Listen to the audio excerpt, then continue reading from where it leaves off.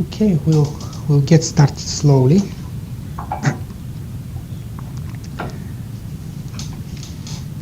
And well, first, welcome everyone to this follow-up session. Welcome to all survivors after 3 months or so, 3 or 4 months maybe. Yeah. And I decided to keep with the original plan for the session, which is to share the feedback that I received, also answer some questions about the practice, share my own experience, and at the end we can do a practice, probably, I don't know how long, maybe it will take 20 minutes, it will be combined with some other things, just a sample practice. And for the record, we have Gerald here, and Till in Germany, and Rainer, I think he's in France, or at least last time he was there, so he will probably watch the recording.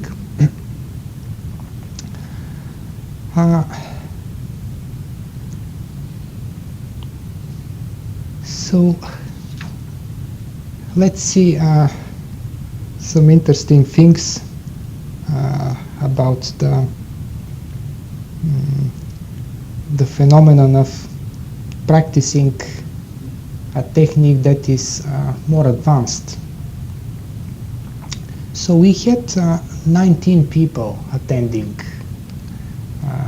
in January, I think it was, and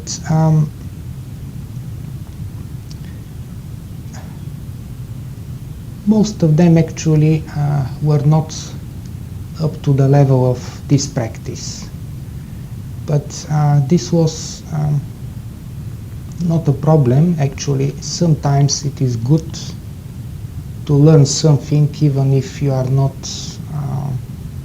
likely to practice it straight away, because having some knowledge in advance is good.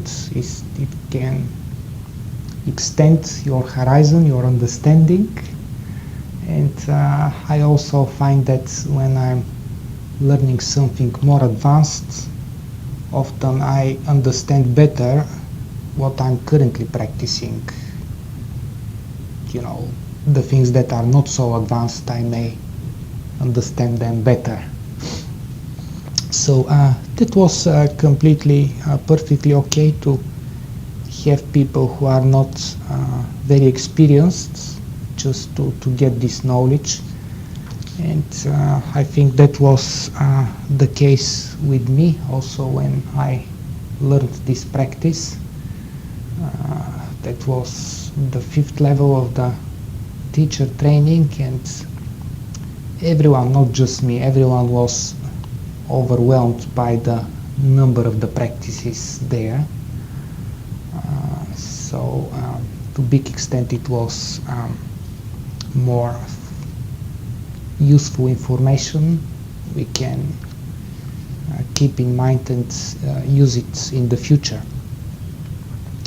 So I got some feedback, not from everyone, but from some people, and about 75% of the people haven't practiced at all.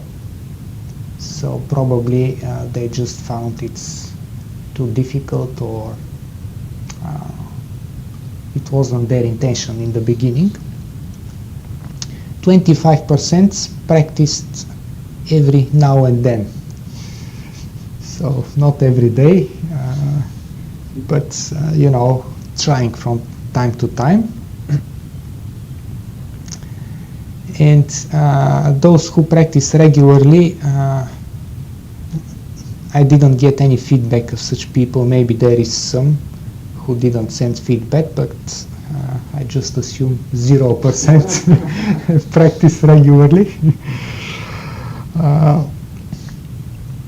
So let's see about this phenomenon. Just few words. Actually, I'm glad. I can say I'm glad that not everyone actually that people don't didn't make this practice priority. And I mentioned one of the reasons. Maybe this is not something to focus on if we follow the principles of gradual learning and practice. And also, as I mentioned, most of the people were not on the level where this practice is actually relevant. It is advanced technique, and without a good foundation, it's not likely that one can get benefits from it. One can get probably benefits from simpler practices rather than doing this. So I'm quite happy that not everyone jumped and start practicing it for an hour every day or something like that. And also it's a specialized practice. It works on a specific things rather than on the whole,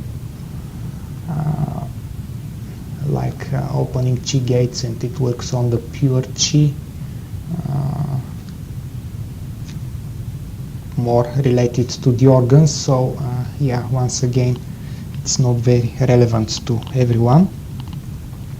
At the same time, I'm a bit disappointed that there wasn't, one or two people who would practice it. I would wish that was the case, but anyway, it's for the future. So we have the knowledge, and when the time comes and there is opportunity, at least you know that this practice is there, and you can come back to me, and that's what I did actually. So there were some in the feedback, certain things were mentioned, so I would like to talk about them, and this is more in the section questions and answers.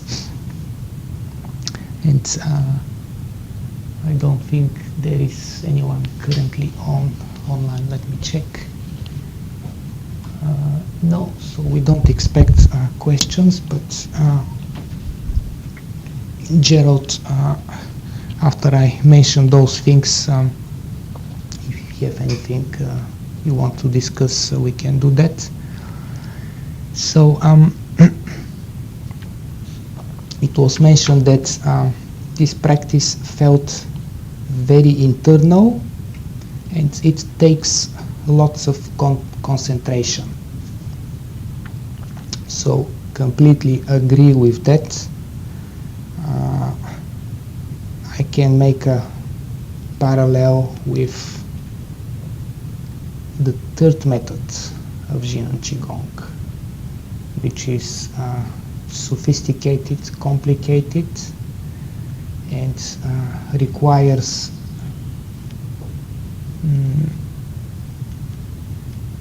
different level of practice. One needs to be relaxed, but at the same time focused. So this is quality that most of the people don't have right in the beginning. Usually in the beginning, people, when they relax, it's difficult to focus. It's easier to do one and the same thing without thinking much. But if our practice develops, at some stage we would be able to be at the same time relaxed in a deep state, but also able to, the mind is flexible, can do many things and let go straight away, not stay attached to the things. And this is what Yuan Tzu is referring to in his teaching about Yuan Gong. He's describing the state as calm, relaxed, but also vibrant. So it's not half asleep, it's actually completely present in the moment. And I can say this practice requires that, because there is a need of coordination. Lots of things happen in a relatively short time, and in order the practice to work, they should happen properly. We should do them in the right way. And if we manage, then it feels very internal. It feels, we feel something is happening. And again, I can relate with the third method. If one is in a good state, it could feel very fulfilling, like very full practice, rich. Yeah. Second thing, not enough saliva, lack of saliva. So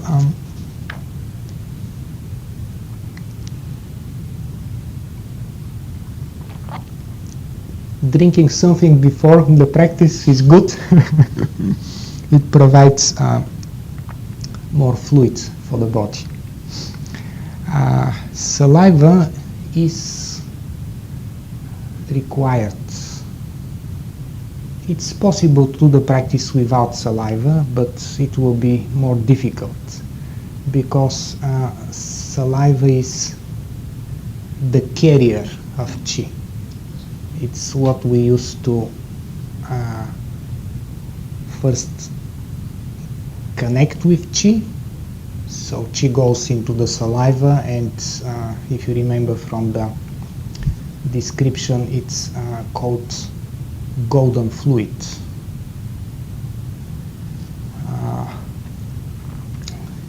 And this is in the first part of the movement, where qi and saliva actually travel, and after we swallow, they separate again, because we send qi to Minmen, and if we are on a very high level, I guess it's possible all the saliva to turn into qi, so there will be no separation. Everything will turn into qi and go back to Minmen. In reality, you will still swallow some saliva, but the purpose is qi that this saliva is carrying to go to Minmen, at least, you know, the qi. And this is the principle of that comes, you know, from Qigong and traditional Chinese medicine. Main principle of the fluids of the body, qi, blood and bodily fluids constantly transform into each other. So this practice is actually using this transformation, and saliva is needed. And in general, if our body is in a good condition, if our qi is flowing well, there will be saliva. If there is lack of saliva, if the mouth is dry, this means that probably something is not quite well at the moment. For instance, probably a heat condition, could be temporary, could be chronicle. So let's see what we can do to deal with that.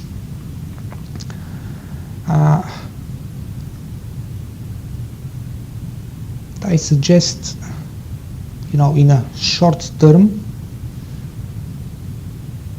to start the practice with some other Qigong, like squats or something physical, or gathering Qi, could be Tian Yuan, or lift Qi, pour Qi down, or pulling Qi. So a practice of few minutes or half an hour can help to balance Qi, and it's more likely to have saliva naturally. Another thing that can help even faster is doing mouth Qigong. Dragon swimming in the sea of Qi. So this could bring Qi in a quick way. Also, drinking something is good, because if you feel thirsty, it's not likely, that, well, doing Qigong can help, but it will be more difficult to create, to have saliva.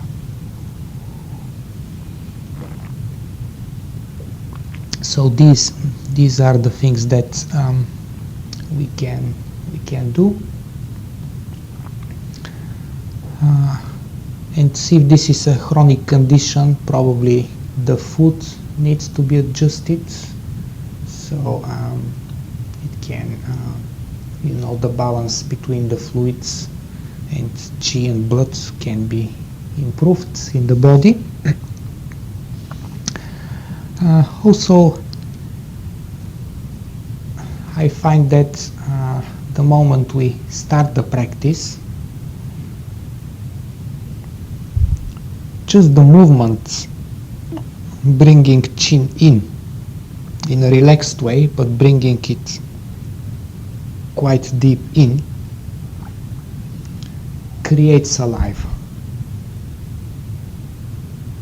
So without knowing exactly the anatomy and physiology, I think that saliva glands are somewhere there. So this is probably stimulating the saliva glands, maybe creating some pressure, and they release some fluid. But that's what I find from my experience. If I just do these movements with the head, and straight away there will be some saliva at the back releasing, and I may even use the tongue to position it properly, so when I do the sounds, it becomes involved with the air that I'm breathing. So it's like what we breathe in gets in contact with this saliva. It doesn't stay hidden somewhere, but actually it's, I think, going more to the front, bringing it to the front with the tongue. So you need to find your own way. Yeah, so that's about the saliva. It's good to have it. It makes the practice definitely more effective. Another thing mentioned, weird. The practice is weird. Probably because of the sounds, because movement is not so strange. Well, it could be with, opening the mouth widely, but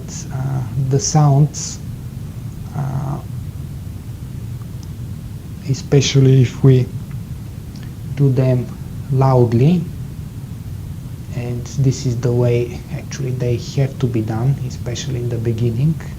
The first two sounds, all the rest actually is quite not so audible, but the first two has to be done in a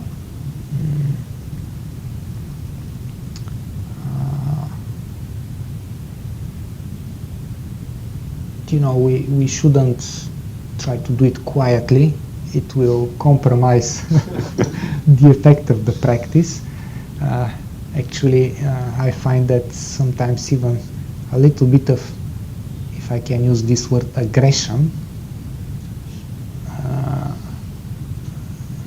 especially the first sound, helps a lot to connect with chi and saliva, so they can get in contact, and after that we use it. So it is good to do this practice in a place where you don't feel uncomfortable, because if you are uncomfortable and you think what people may think, or all these sorts of thoughts, this will compromise the effects of the practice. Actually, it won't feel real. Your mind will be busy, and the effect is gone. Your concentration is gone. So yes, if you feel that way, it's good to find a place and do it in a such place.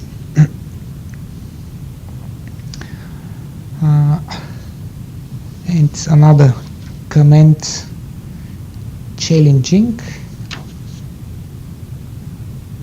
The practice is challenging. Yes, I mentioned already this.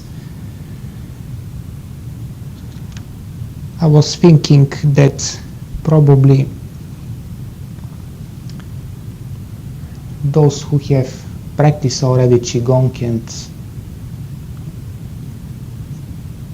try to go to this practice probably feel the same way as complete beginners when they try to practice simple Qigong. And there is some resemblance. For instance, absolute beginners, the concept of Qi is completely new, and also there are movements that usually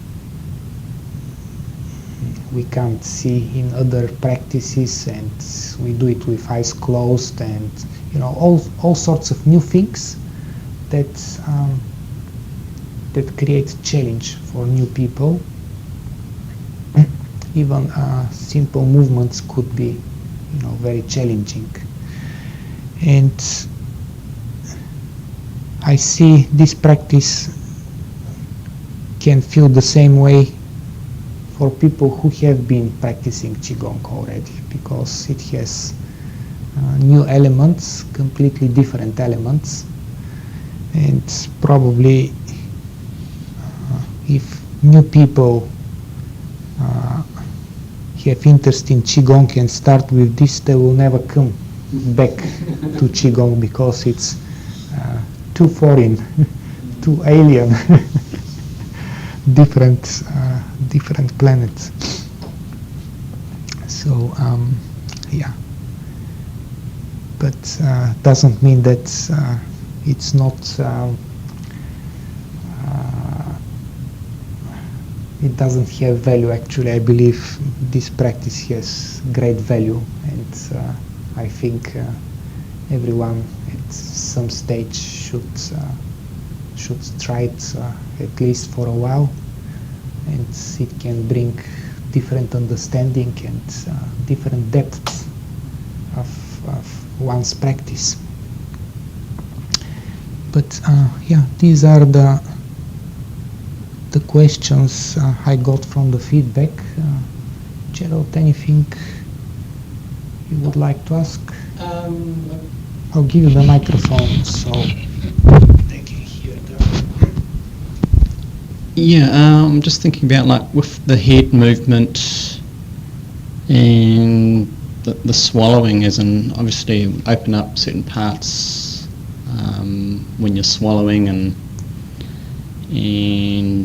having a bit more information about what sort of opens up sort of physically and sort of maybe at a different level, as in just mainly in sort of in the throat area. That would be nice. Yeah, thank you. I was planning actually to talk a little bit about the movement. So I find this is more what I found myself while doing the practice. The movement of the head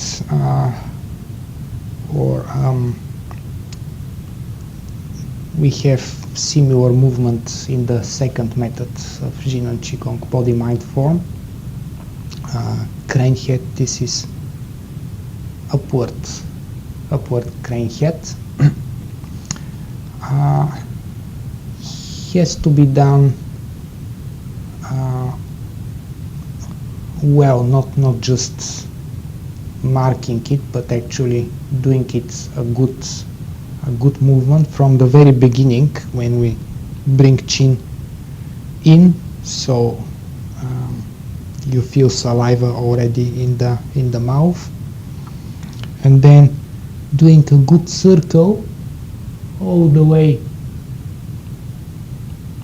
to the back without skipping any segments of the movement, and then bringing chin,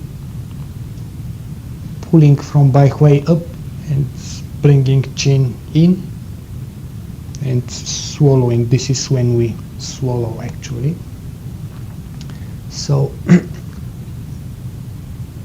this what my feeling when I'm doing my experience is that this doing the whole movement in a good way allows uninterrupted flow of qi, so qi travels up and backwards, so it goes let's say to the upper palate and then more to the back, and then enters the throat and goes down, so it's uninterrupted flow, and then we swallow and do the other three sounds. So this is when actually things move more to the throat area, and there is the trachea at the front and esophagus more at the back, so there are two tubes and they are connected. There is kind of a like a door, they call it epiglottis I think. So it's this epiglottis is usually either open or closed, so when we breathe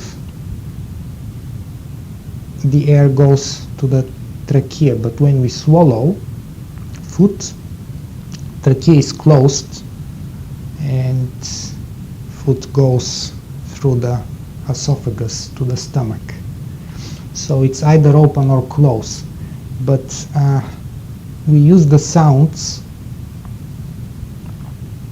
The sounds are designed in such a way that especially I think the sh, shomu, shum, shum,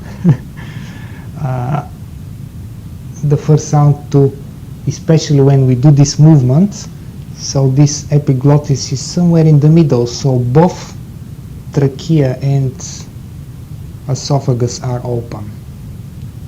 So that's probably difficult to feel, but one needs to be very relaxed when doing that. If there is any tension, things just don't happen properly. You may swallow, but maybe not in a cheerful way. And I find that it's very important Qi to flow well in this area. So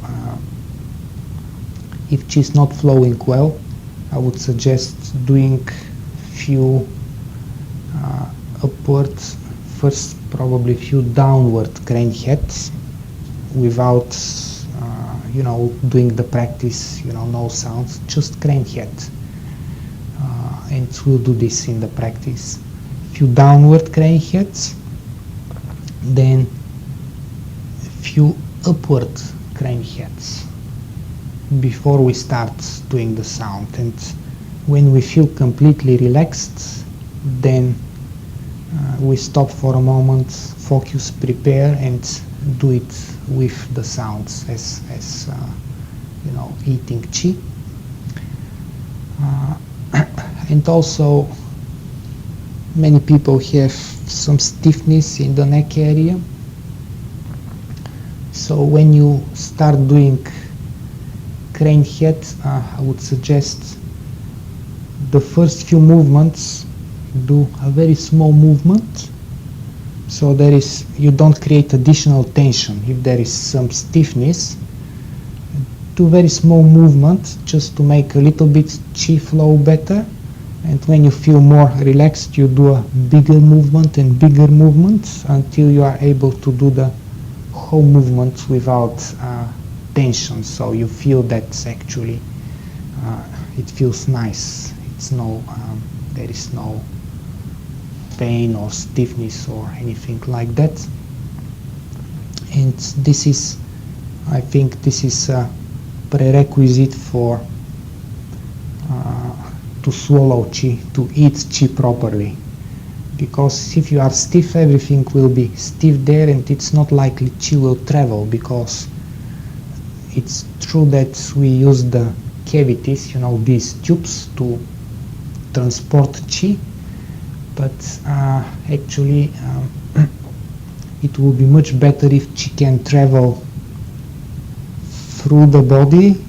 There is no blockages there. It can go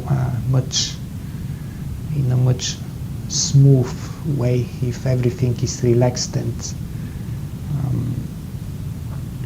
there is a support from the surrounding. You don't just want to swallow Qi as something solid. I guess it doesn't work. So does it help this? Yeah, no, it's good. There's a lot of detail, different levels. When you start looking. Yeah.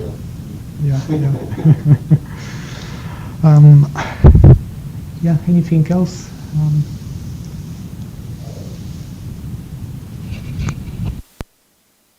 Not at the moment, mate.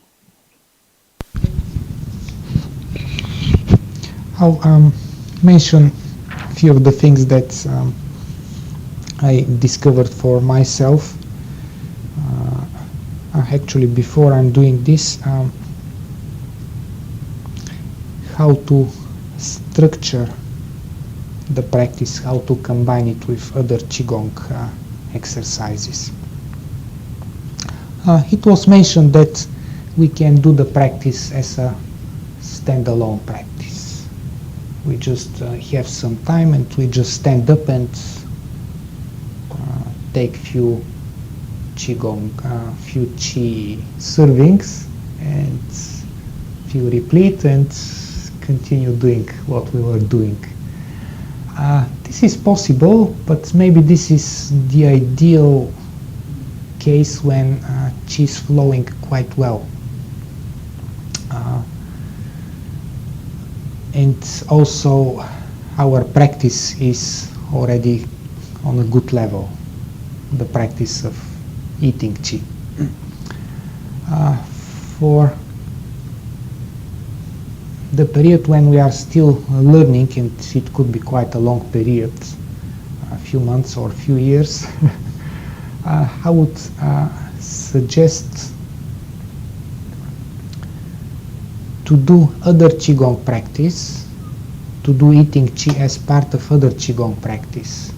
And I would suggest to do it after the practice. Because this way, whatever we do beforehand will improve the flow of qi, will improve our state, and at the end we just need to focus, to bring our focus to the practice, prepare mentally, and do few of those eating qi movements, and this way works quite well. That's what I find. Yuanzi mentioned in his teaching that it's good to do eating qi before other practice, because we can take a good amount of qi doing it, and then the other practice will benefit from that. And this is true, but only when we have mastered it. So be flexible, know where you are, and I suggest again, combine, if possible, do other Qigong practice before. And my suggestion for other Qigong practice would be,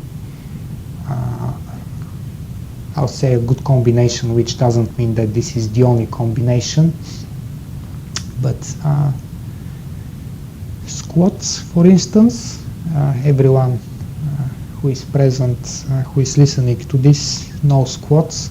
So squats, a good amount of squats is quite good. 30, 40 squats or less or more. This will make qi in the whole body flowing much better, much better. It's a great warming up exercise, not just warming up, it's a great exercise. And then I find that for me the best thing is to do a practice for gathering qi, like Tian Yuan, for instance. And this is because it puts you in a good state, but also will bring lots of qi around you. So when we start eating qi, there will be qi around the body and also very close to the body. So we don't have to, qi will be readily available already. And the body will be also open in a way, because this is open practice, Tian Yuan. So I find it's quite a good one. All the qi gates are opening, so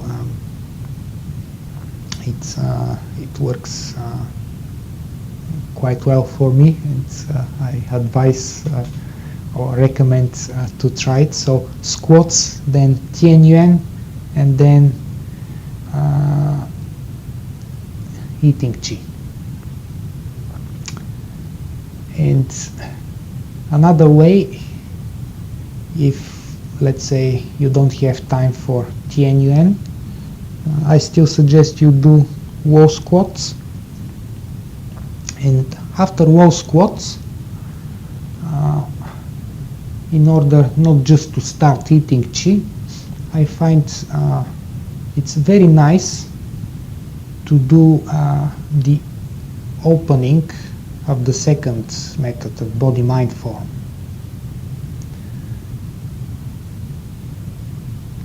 You know the movements, and we'll do it as a practice now, because actually all the openings, so we connect with Chi, and we can do it more in lift, chill, port, Chi down way, so more as external practice rather than internal. Doesn't really matter, but we gather Chi, send Chi to Dantian from front to the back, and middle Dantian and upper Dantian, and then bring Chi up and go down He hands, and it's kind of a bring us exactly in the position for eating Chi. And before we start eating Chi, here we can do a few downward crane heads to relax the whole area of the neck and shoulders and, you know, throat, and then few upward crane heads. And at some stage we just stop, we focus, and we do the next upward with the sound. And I've done this actually even without squats, just with this opening movement, and feel in a way more complete. So again, this is not taught as part of the practice, but I suggest you try it, and you might like it, because it brings, it becomes like a method, if you wish. It's more complete and combines quite well, because this is actually the beginning of the body-mind form, also with the movements of the head. So I find it very helpful.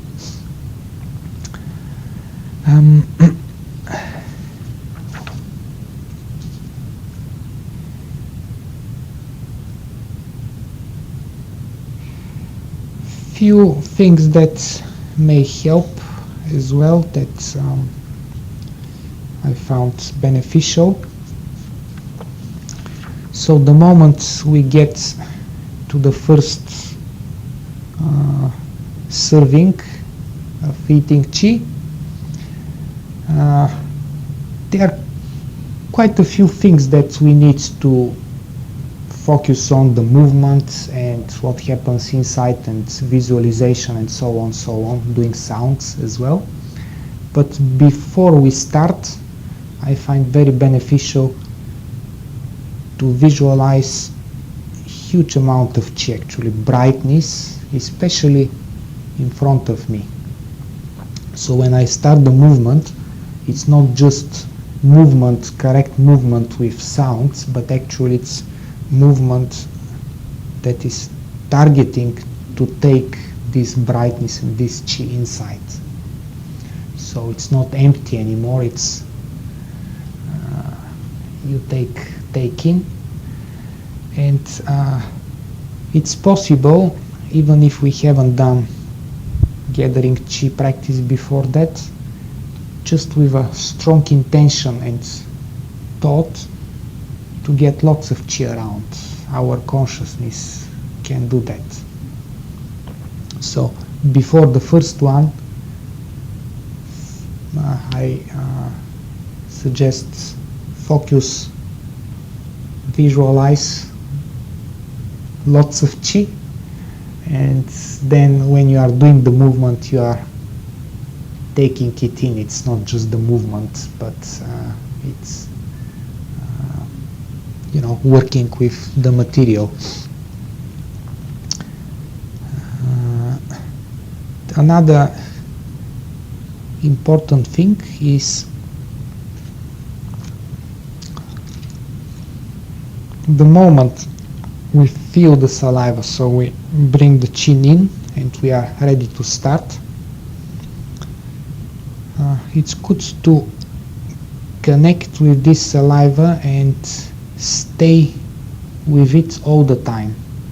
So you will be doing movements and sounds and all other things, but part of your focus should be always connected with this saliva and chi, because this is, I would say, even the main focus should be there. Everything should be like to supplement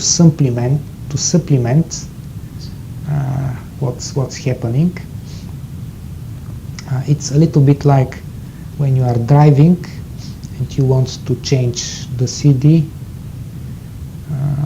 You don't put all of your intention to the CD because you're driving, you can crash. You keep your focus, your main focus is on the driving, and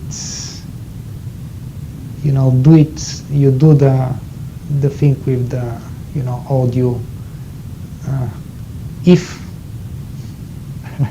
everything's going well with the main focus. So if this is a good analogy, stay with the saliva and with this flow of chi all the time, and everything else should support it along the way. And this way chi will be not lost, and chi will eventually end in Minman. So stay in connection while chi is going up and down, up and back, and then down. So connection all the time through the throat and swallowing and traveling down. Don't lose it, because if you lose it, it won't arrive. It's like you reach the destination, but your back is empty. So you've done just a good movement and good practice, but not really eating chi.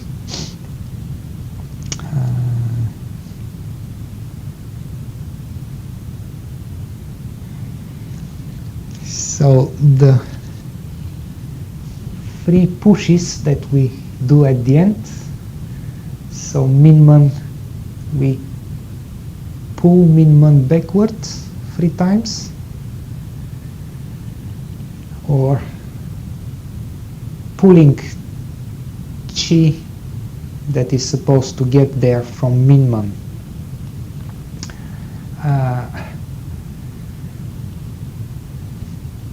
Ideally, when we do the last 3 sounds, shou mu or shum, because they should merge and they should be done in quite a quick way. So it's more a little bit like shum rather than shou mu. And the effect should be like something is dropping down. So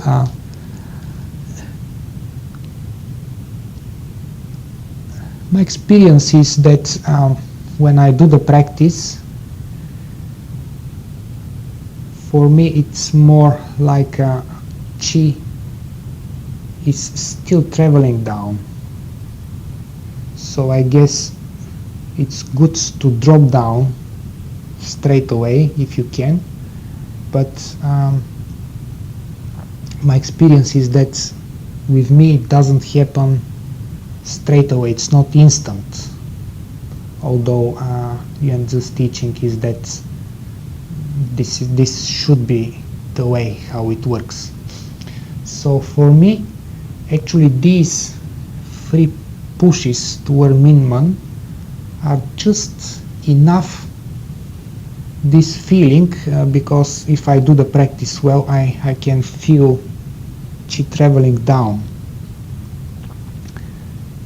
The duration, the time, for me is just enough, this feeling of chi going down to arrive to Minman. So if you can do it straight away instantly, it's better. If you can't, you can just keep your attention on Qi going down, and eventually it will arrive there. So I believe these 3 pushes are to allow some time this process to finish. And it's possible that some part of Qi arrives instantly, but some part is also traveling down. I can't really say. But I find that this time, when you don't breathe, you just focus internally, and there is a gentle movement of the body. Actually, you can do it physically. It's quite good. It's needed. It's not just doing nothing. Actually, it's keep your focus until that's finished. Also, it's good not to prolong it too much, because one may become out of breath, and then you need to recover your breath for the next one.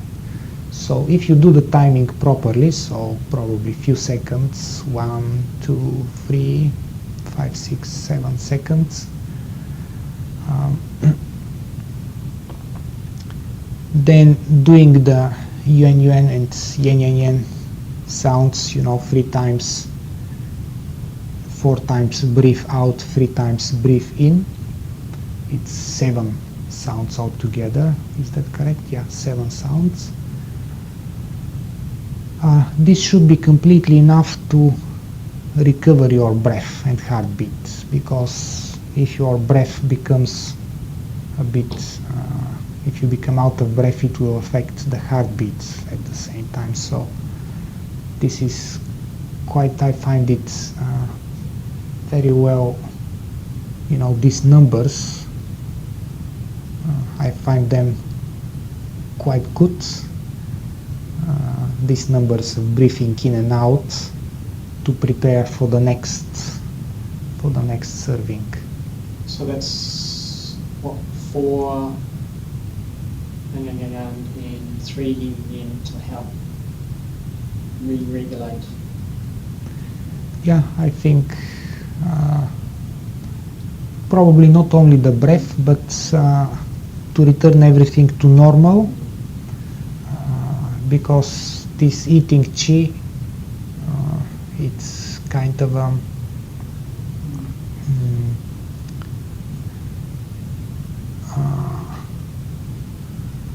how to say, there is some effort.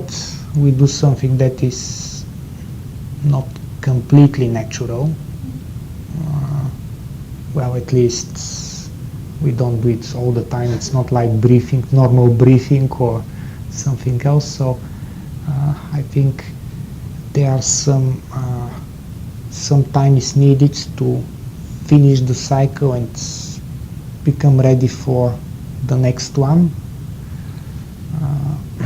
And it's quite, I find them,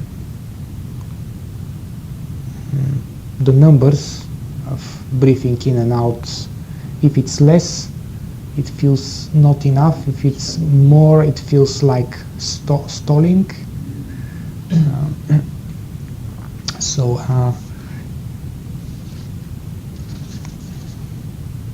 yeah, the more I do it, the more I appreciate all these small details, how they contribute. That's my point. So that's why I mention it.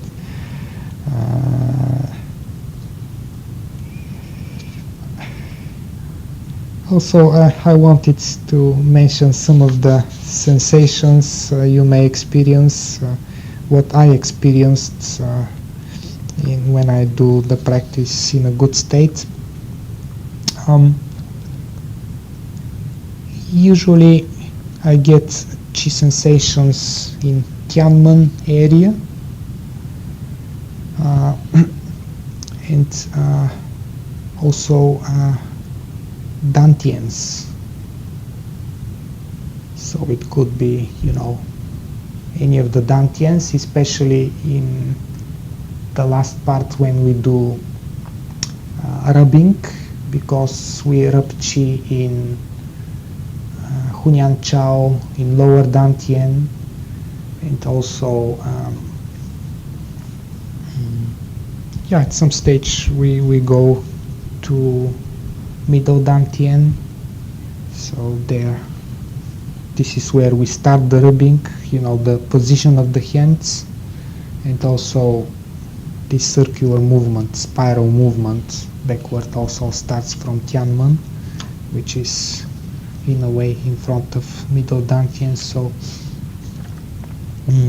mainly I feel top of the head opening and in dantians when I do the the rubbing, and warmth in the chest.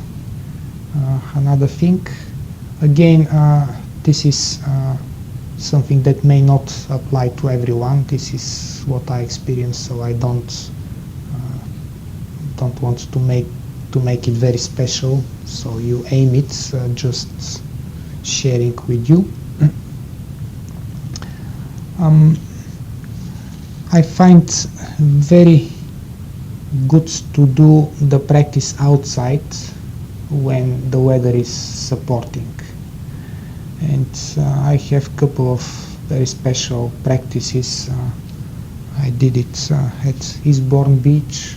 It's people-less, no people usually, or there might be people walking, but the beach area is quite wide, so you can always find a spot which is at least 20-30 meters away from the place where people walk, and there will be some noise from the surf,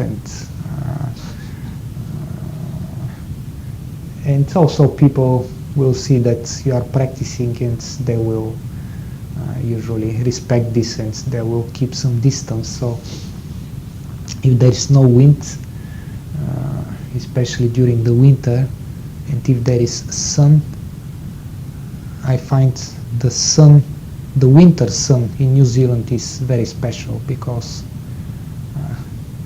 it's not burning, it's warming. It's warming. And I did one of the practices I did there. I start with this opening of the body mind, and just taking my time without any rush. I didn't do any squats, maybe because I felt quite well. I did some walking before that, and I just did very slowly this opening, did the practice, and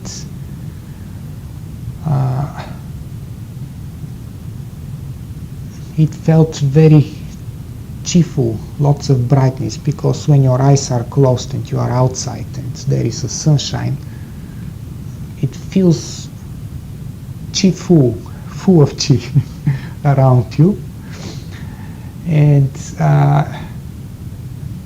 straight away very strong sensation on the top of the head, and very interestingly the sensation was there most of the time, but when I start doing yuan yuan yuan and yen yen yen yen sounds, it was like actually something is tearing up there, just when doing these sounds. I don't know what these sounds are doing, maybe movement of the jaw or something special happens with chi, but sensation that I haven't had doing other things, quite unique and quite strong. And if you have such a good practice, actually the effect lasts the whole day, and probably even the next day was affected by that. So for this practice, which is, I can say, it's external Qigong practice, it's not, well, it is internal as well, but it is also open practice because we take chi from outside. It's quite important to the environment. If we are amongst natural chi, it may feel natural, very natural.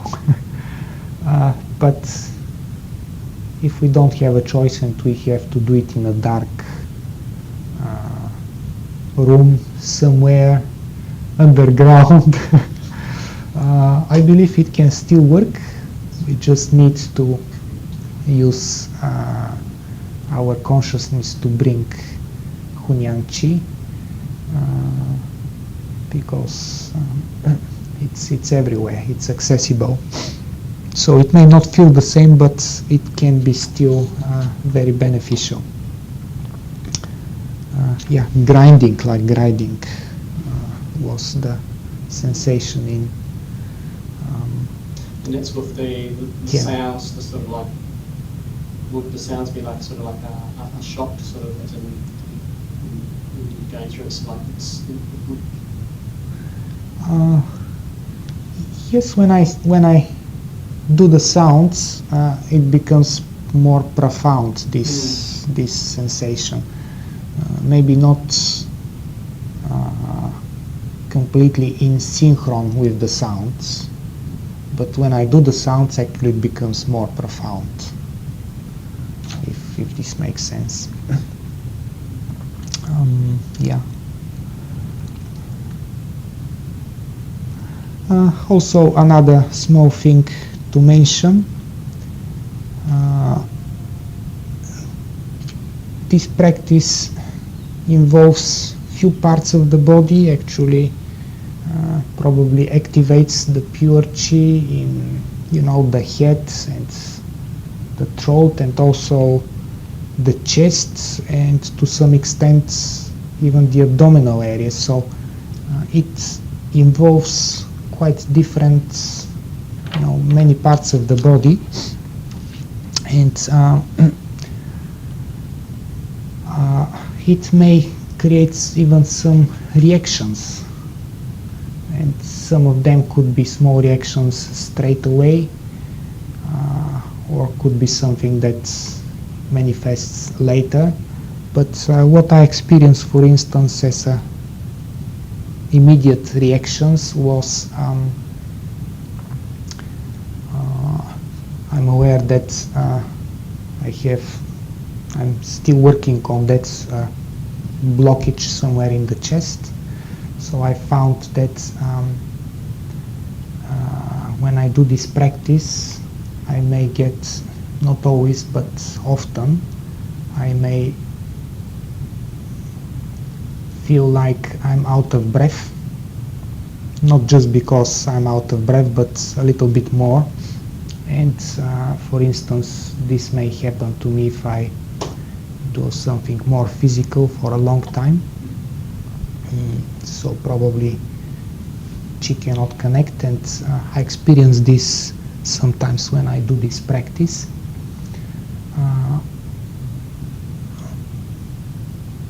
And I don't worry about it, I just relax further, try to relax further, and it doesn't have bad effect. There was something else, I think.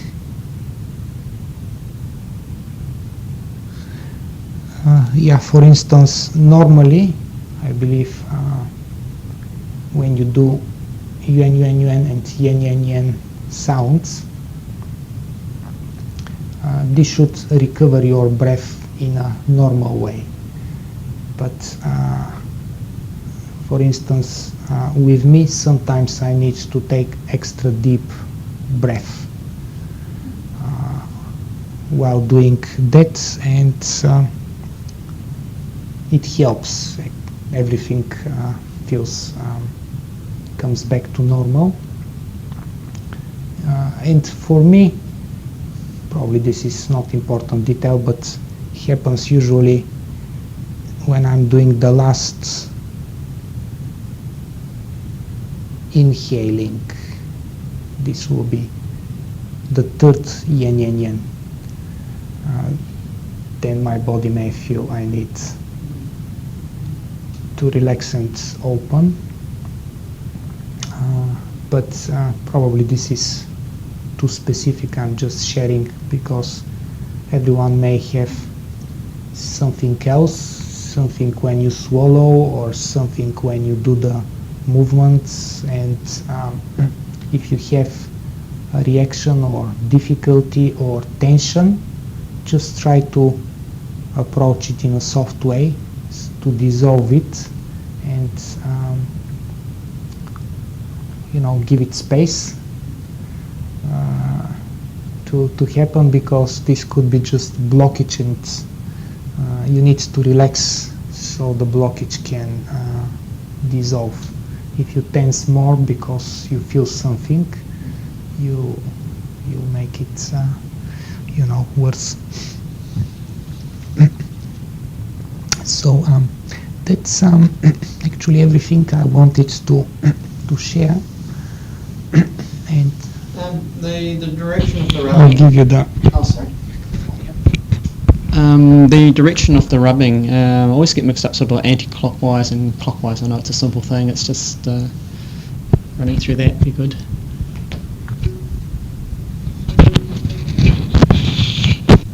So it's easy here.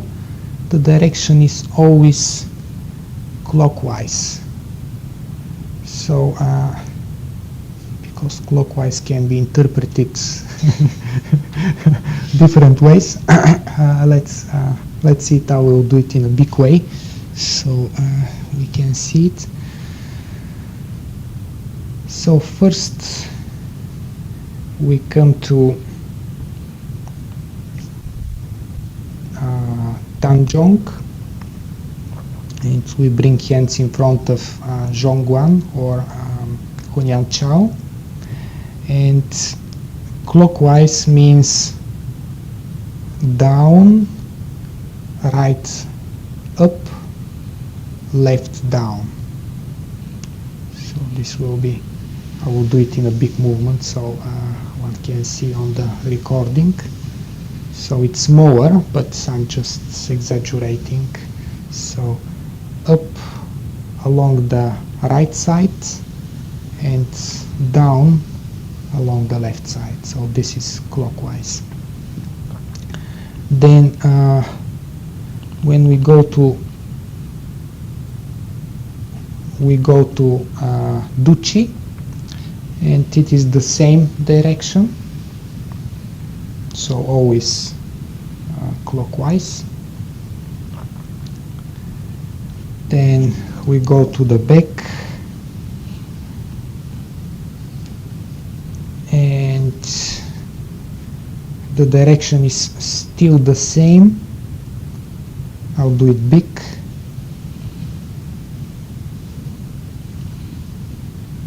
Clockwise. 9 times, and then we come back to lower Dantian. One can do turning there as well. It's not part of the practice, it's not mentioned there, but it won't hurt if you do it. It may actually bring Chivan to a deeper level, so one can do that again. And everyone here is practicing Yuan Gong, so depending on which system you can position your hands to lower Dantian. If it's Yuan Gong, it will be slightly below Duchi, but it's okay if you still follow Jin and Qigong. You can use Duchi. Actually, Qi will go to lower Dantian, your lower Dantian, wherever you put your hands to. So yeah, that's the turning. And we are over time, but if you have time, I'm quite happy to do a good practice. Okay, so I'll just make a short break, and there will be a second recording with the practice. Probably that's better. Yeah.